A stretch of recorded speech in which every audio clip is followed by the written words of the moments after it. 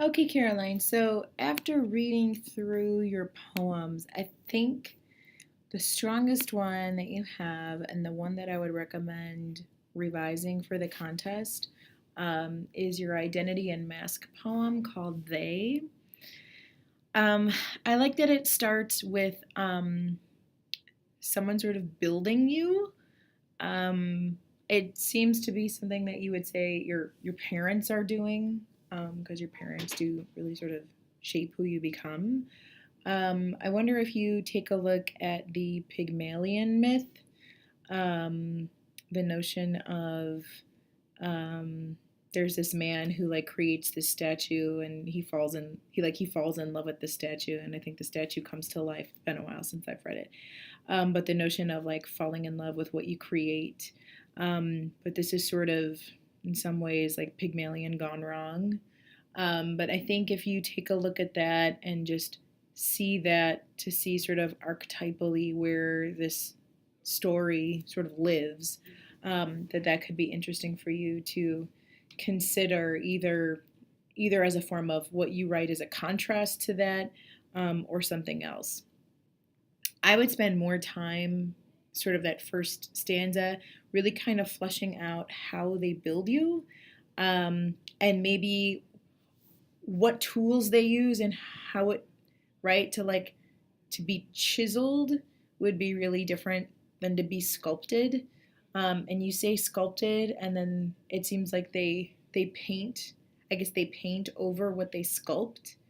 So maybe even like looking up the names of some of the sculpture tools, to look at the different shapes of the tools, because it would get more into the detail about how it actually feels when someone is trying to influence you, depending on sort of what language you use. Again, if they're molding with their hands, that seems to be much more gentle than using something like a chisel or some sort of like little piece of metal, or like a pick. I know that they also use a pick.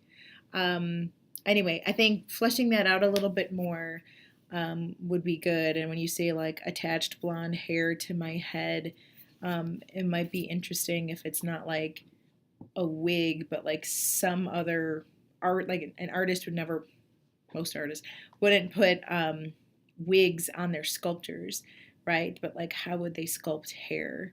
Or if they were to attach like another material, what might be a likely material? I'm thinking back to like the Shakespeare sonnet with the wires, the notion of like wires as hair. But I think you need to get more. I think if you can flesh out that description more, then we can understand a little bit more, of how it feels to be sculpted rather than just the fact that you feel sculpted. It's like, okay, but what does that feel like? For someone who doesn't necessarily feel the same way, try to give us enough detail so that we can really put ourselves in your shoes about how it feels to be sculpted in this way. And then, the idea of, I wonder if instead of saying they become frustrated with their mistakes and their inability to create perfection, you're like telling us straight out rather than showing us. So maybe if you see like they can't get your fingernails right, so first they try this, then they try this, then they break the hand, then they start over. Like, keep it in the sculpture mode.